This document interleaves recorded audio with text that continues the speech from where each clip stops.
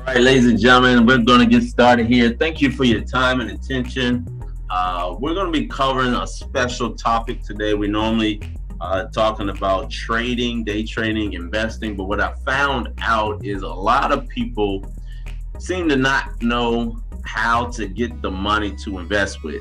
They really don't understand what risk capital is because in school we weren't taught to save money to invest. So that's going to be kind of our topic, our subtopic, as far as saving to invest. And then we're showing you where the money is. You know, a lot of people want to know, where is the money at? Let me ask you a question. Over the last 5, 10, 15, 20 years, depending on your age of your working adult life, you know, how much money do you believe you accumulated, or how much money went through your bank account in the form of direct deposit?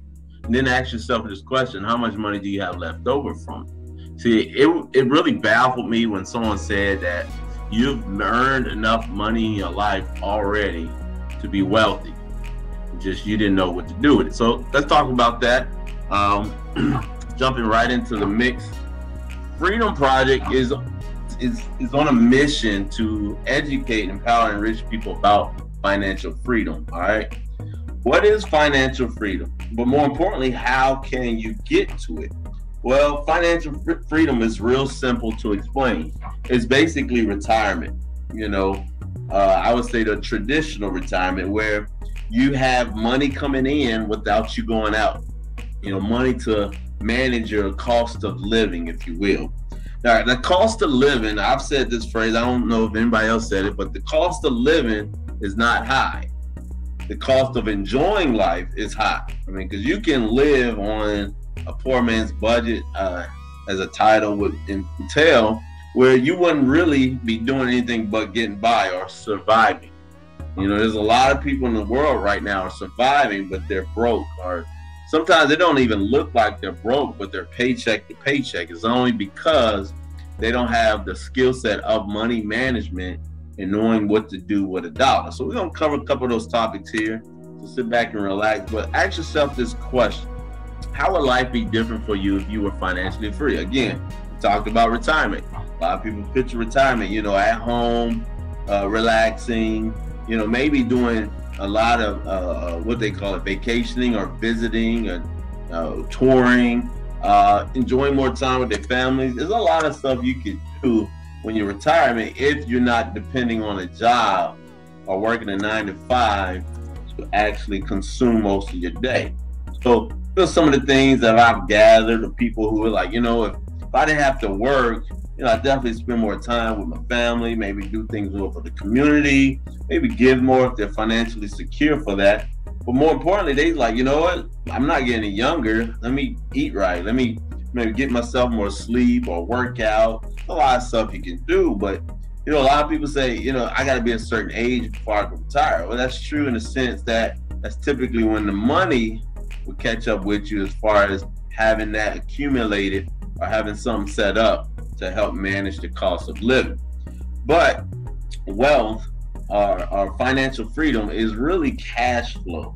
It's, again, money coming in without you going out. What if you never became a millionaire, but you had consistently $5,000 a month coming in and day out, right? Every single month, guaranteed $5,000.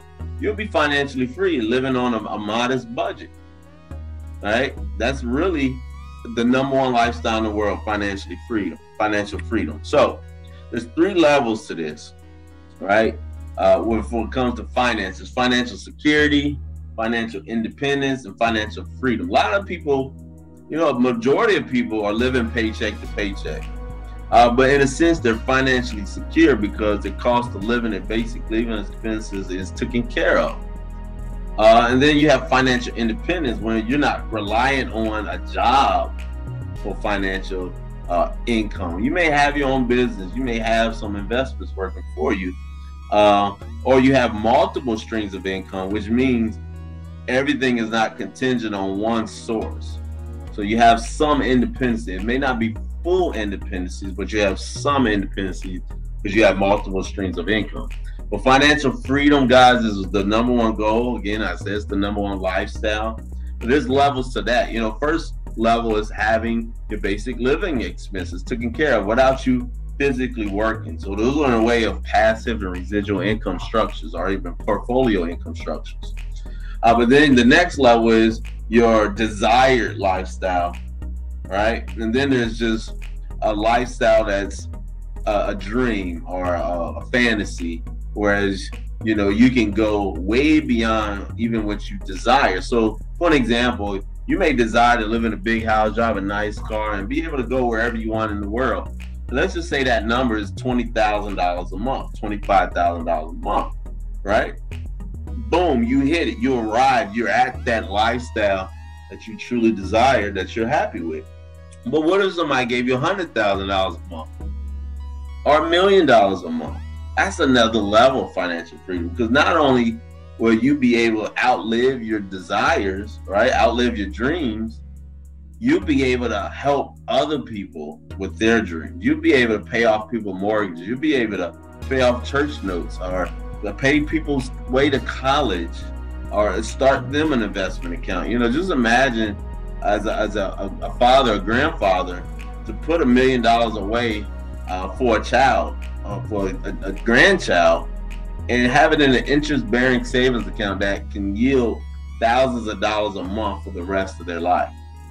Ladies and gentlemen, these sound far-fetched to a lot of people because they don't have the foundation of some of the information we're about to go over. But look, guys, according to Forbes, April 2021, there's over 50 million millionaires in the world. 50 million people or families that have $1 million net worth.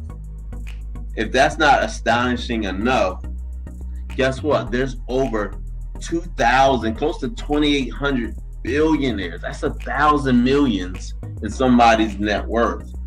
So if you are a billionaire, right? There's over 2,000 of them in the world. Most people, when I say, guess how many billions are in the world, billionaires, most of them say, 100 or less. And I've seen some people say like 10, 12, because they don't know any. I don't know most of them. Being 2,000, I think I read somewhere where in New York alone, there's probably about 20 billionaires, 20 to 50 billionaires. I forgot what that number was, but it was more than a dozen. Just in New York, right? And there's multiple cities out there that have similar statistics. So the money's out there. They're doing something you're not doing. They know some things you don't know. So let's go into the level of knowing, and then let's also go into the level of doing. Okay? Now, I like to say this too, because we are now in the information and technology age. And I think according to the billionaires list, the top 10, I think 9 of them are all technology companies. Okay? Industrial age is gone. And there's some longevity wealth in the industrial phase, but that's typically what our grandparents knew and only knew. And they taught it to our parents. And that's why getting a job and getting good grades was the only way to financial stability. Go get good grades so you can get a good job and find a good job for 40 years and retire on a pension. Guess what? Pensions are almost dead, right? If it wasn't for the military and some 100-year-old companies, pensions are almost dead. They slid in 401ks, so we have a supplement. But once you at that point when you need it, you're gonna realize it's not enough, right? And then again, the wealth is out there. If you're not taking advantage of information technology, you're being taken advantage of. Now, the cash flow quadrant is a training all in itself. I'm not going to do much in it now, but look at the transition. This is 4 quadrants you can make money. The I quadrant is where you want to be ultimately. This is when your money starts making money. But most people are stuck on the left side. They're exhausted, frustrated, overworked, and underpaid because they don't have any financial leverage. And then on top of that, they don't have any financial education. They don't know what to do with a dollar. They don't know how to manage their money because their parents didn't know any better. Their parents knew you get money, you pay your bills, whatever you got left over, you enjoy yourself, right? And then eventually we went through the phase where retirement was very important because they realized, you were getting old, and then have the necessary finances to be where you want to be when you get to that age. So it's been a rude awakening outside of the baby boomer age, where it was almost rare to find somebody able to retire comfortably. A lot of people I've heard being in a retail and customer service space, they often say, oh, I can't afford that. I'm on a fixed budget. Oh, I'm retired. I can't get anything. Oh, I can't, oh, I don't go anywhere because I can't afford it. And that's been really the claim most people had when they hit that retirement phase. Why not? Why is it that so many people find it hard to believe that you can retire financially, not just secure, but financially independent, but in addition to that, financially free, whereas you can truly get to a desired lifestyle. All right, so enough about that. We're going to be focusing on investment. The number one rule of investing is risk management. That's the number one rule, because most people invest in strategies to make as much money as fast as possible, and that's literally how you lose it. All right, but there's a such thing called risk management, whereas you can't avoid risk, you have to manage it. And I liken this to driving down the interstate, going to your destination. Maybe it's your job, your house, your store. It doesn't matter. When you're on the interstate, you encounter risk. You can't avoid it. What we do, we manage it. How do we manage it? We wear our seatbelt, we obey the law. We try to pay attention as best as possible. But 100% of it is not up to you. That's why, again, we have accidents. I call them accidents because it didn't happen on purpose. All right, but there's a level of prevention to allow you, like some people I know haven't had a car accident or a ticket since the 80s, and there's people out there like that. I met them, talked to them yesterday. But lo and behold, it really comes down to risk management. So again, all investment has risk. You just got to learn how to handle it. When it comes to risk management, you need to understand what risk capital is. Risk capital is money you can afford to lose. Nobody wants to lose money. So let's just clear that up right now. We don't plan to lose it, but that's what risk capital is. I think in microeconomics, according to my my university instructor, Dr. Essianu, he said disposable income is money left over after you paid your living expenses. Why did they call it disposable income? Well, it's real simple. They wanted you to dispose of it by way of spending it.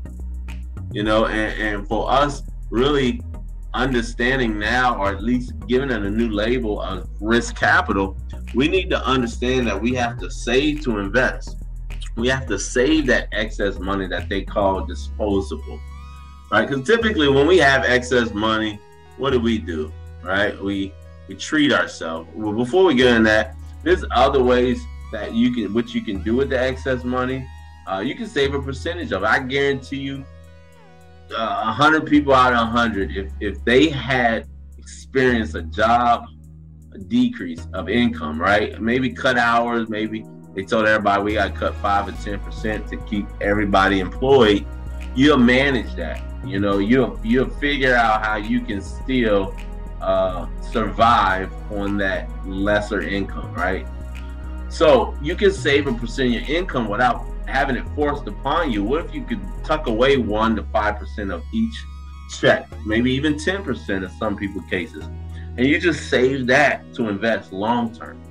What if you you took some of that spare change? I try as much as possible not to spend my change. When I go pay with a $20 bill and they give me some quarters, nickels, and dimes and pennies, I throw that in a jar. That adds up quick. Right? What if you break a 20 and you decide not to spend $1 bills anymore? You just tuck that away and let it stack up, and you take that to the bank every time you get a nice stack, right? What if you never spend $1 bills and change? You just always break a 5, a 10, or a 20, or whatever you got, and you save that excess money. That's another way to do it. Or a lot of people get tax refunds, stimulus checks. What if you tuck that money away instead of buying a big screen TV or new furniture? And over time, it's almost offered at most places. Most people don't want it, and the people that rely on it, they're very, very upset when it's not available. Some people got time for a part-time job. There's a lot of ways you can save to invest. Again, what do? We got a couple extra $100. Let's go have some fun. Let's enjoy ourselves. We work hard, we deserve it. That's all what we tell ourselves to justify spending that last bit of excess money. And we know we're good for it because guess what? We paid our bills. We're what we call it? We're responsible adults. We paid all our bills. We got some extra money. Let me go ahead and buy something new to treat myself because we deserve it, right? We deserve it. You also deserve financial freedom. And there's a way to get to it. As soon as we take that money, we spend it. Look at the last three letters. It ends. Literally leaves your life. Let's look at it this way. When you spend money, that money leaves your circle of influence, leaves your family forever. You have to go back in the job and earn it again. If you're stuck on the left side of the quadrant, even if you got your own business, you own a job, that's still a dangerous financial situation to be in. So let's talk about how you can take control of your money by saving to invest, and then learning some compounding strategies, showing you how to multiply money with investment strategies. But a lot of people can't get to the point to have an extra $1,000 to deposit because they don't save to invest. So that's the end of my PowerPoint. I'm gonna run into this the spreadsheet here. We're not gonna spend a lot of time on it. We could do case studies, but I'm gonna throw some numbers around just to give you an idea. Let's talk about what to do with $1, right? This is based on percentages. If you had a dollar bill, this is what wealthy people recommend you do with it. Now, obviously, they're not living paycheck to paycheck, so it's a lot easier. But let's just call this a goal. If you can't do this now, make this a goal. So that way you can be in the best financial situation. All right, let's break it down. 10%, we call it tithe or give. You want to be at a financial situation where you can give money to people and not loan it. And what that does, that puts you in a place of being significant, having value, having a purpose in your life that's not selfish. And when you move to that place, for some people, money isn't everything. I just want to help people. I want to have purpose in life. I want to be significant to other people. And that's literally why wealthy people or rich people sometimes are not happy, because they don't have that element where they're significant to other people. They may own a company and work 80 hours a week, make a lot of money, but they're miserable. They go home and things are not right in the house, and everything is frustrating because they don't have that significance playing a role in their house, in their life. All right. So 10% giveaway.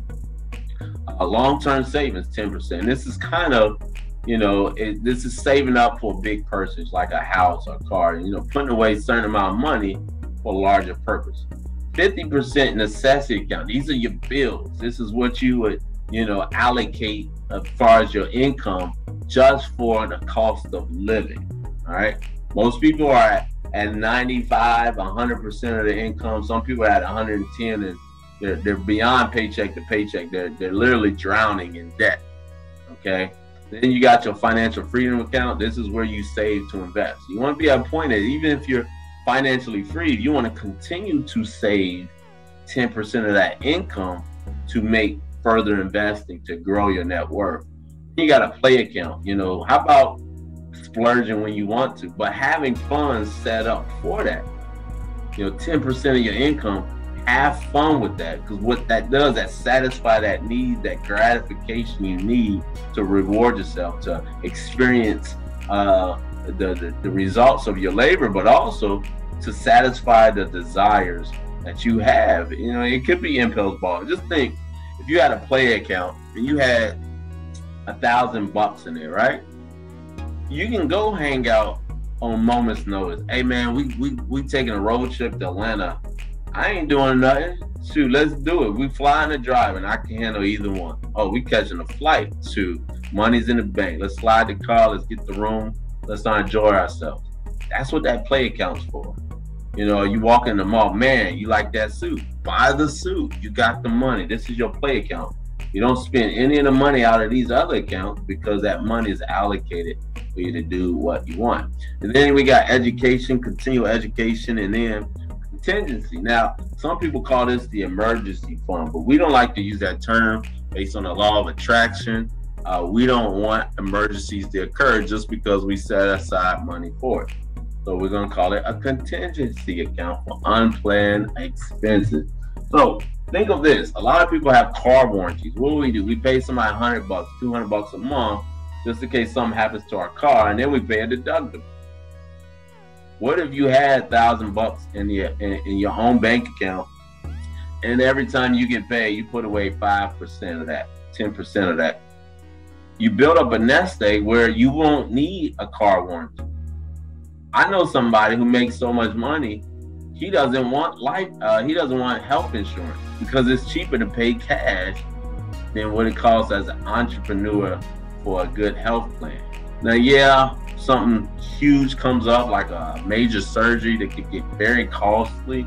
I get that, but a lot of healthcare plans, you have this deductible that you gotta, or this amount you gotta satisfy before you even get to those type of benefits. All right, and then they scrutinize it and they tell you what you have to or what you qualify to get based on the type of coverage you got. So anyway, this is what you do with $1. So if you got $100 to your name, or you make $100 a week, practice this. Get to the point where you are satisfying the percentage. And you can move these numbers around a little bit. Maybe you're not that generous. Maybe you want that to be 5% and your contingency to be 10%. You play with that, but more important thing is having your living expenses only satisfying 50% of your income. So if you're not at this point right here on these percentages, you shouldn't really be trying to keep up with the Joneses. You shouldn't be trying to upgrade your lifestyle because you got a pay increase. Let's say you make 50 grand a year, but your necessities is at 85%. So now let's say you found a real good gig and you doubled your income to $100,000 a year. Most people would increase their necessity account. They would buy a bigger house and bigger car. Say, I could afford it now. I worked hard for this. Versus adjusting their budget to these percentages.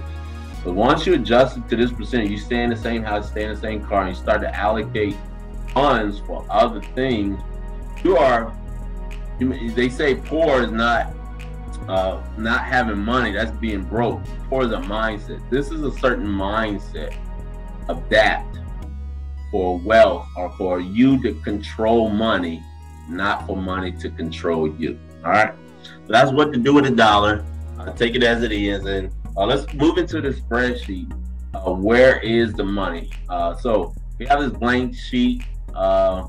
I'm not going to go through every single itemized thing, but definitely if you connected to our group, you can have access to this. If you qualify, if you're not connected, just reach out to somebody, reach out to me, and we'll see what we could do with that. So let's say, and depending on where you live, minimum wage could be $7 an hour, it could be $8, it could be $10, it could be $11. The average household income in your area might be $20 an hour, it might be $10 in another area. I like round numbers. Let's just do $10 an hour.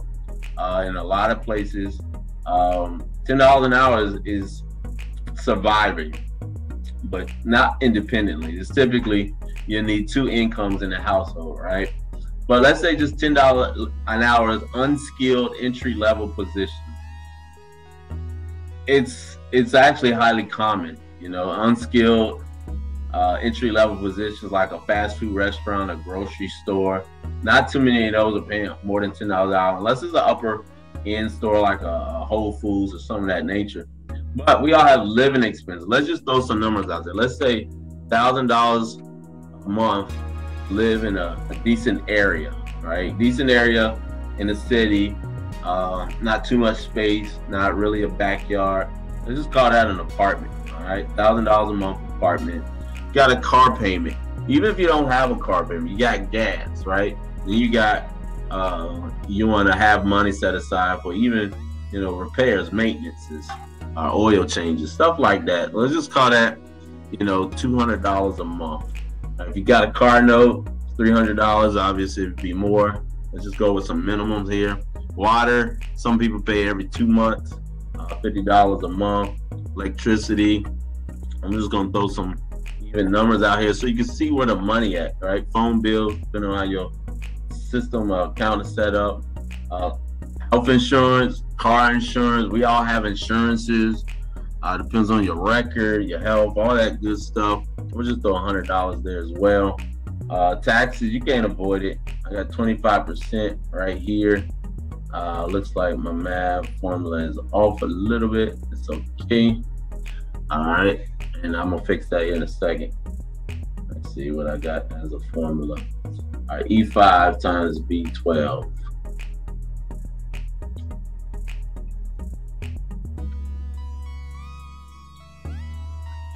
All right, boom. All right, pretty simple there. And then we got, gotta eat every day. All right, how many people eat every day? Let's say you average $5 a meal, 3 times a day, $15 a day of eating expensive times 7, right? 15 times 7 is $100, $105. So that's a week. A lot of people definitely, if you buying groceries and you're cooking, you're meal prepping, it can be a lot less. So I'm gonna be miles with here. Let's just say a week, $60. All right, it's pretty fair for one person. If you got a household, $60 gonna buy you 2 meals in a family situation of 4 or more. All right, fashion. A lot of people like to look nice. Some people haven't grown in 20 years, so that could be a huge gap as far as what that is for people. Again, we're just gonna throw some numbers out here just to get through this spreadsheet. Household goods, toilet papers, toiletries, deodorant, whatever that is for you. And whether you want the Charmins or all these brand of toilet paper, let's just call that $80 a month. Okay. So already these round numbers here are $10 a month. You're in the hole over $500 a month. So that's why second job is highly common. Overtime is necessity for a lot of people. Having a roommate is a lot of times the only way you can survive. These are modest numbers. Again, everybody's situation is different, so don't chastise me for that. But it's a very modest number for an average person, $10 an hour.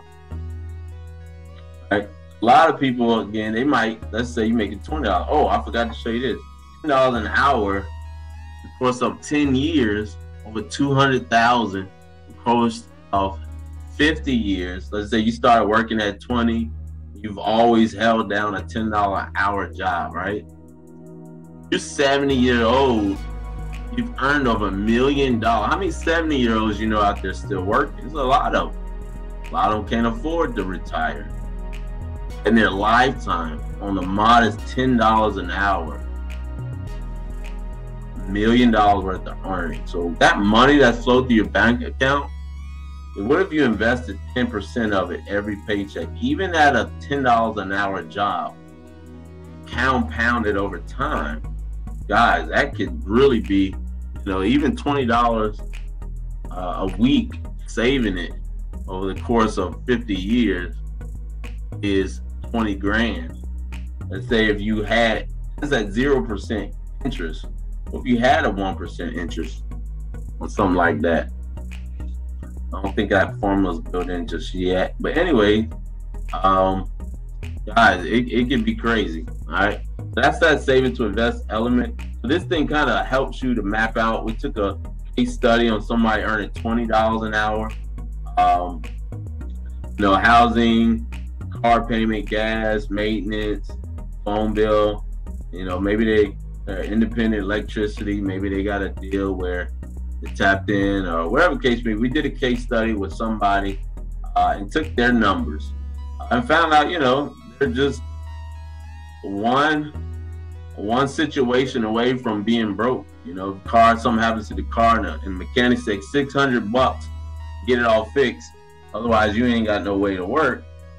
That's what's going to happen. They're going to have to dip into some savings. They're going to have to put it on a credit card, And, this could be different for everybody again, but where is the money? Let's say this person save that $20 a month or really a week, they can afford to say, need to do negative. They can afford to do $20, $25 a week, $100 a month, and start to save that to invest. And after a year, they got over $1,000.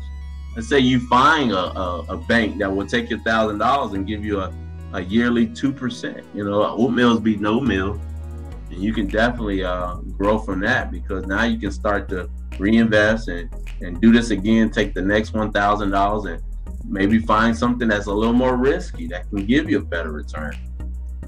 Well, ultimately, you see how this works. You see where the money at. We showed you what to do with $1. You want to get to the point where, again, your living expenses is only 50% of your income. So let's see what that looks like. So your next level is to get to that, right? So that means you may be needing to find a job that will pay you $30, $35 an hour. What's going to happen is, you know, you're going to have to still live modestly in order to get to that level. I'm going to put that up there. But you're going to have to start to adjust your lifestyle temporarily.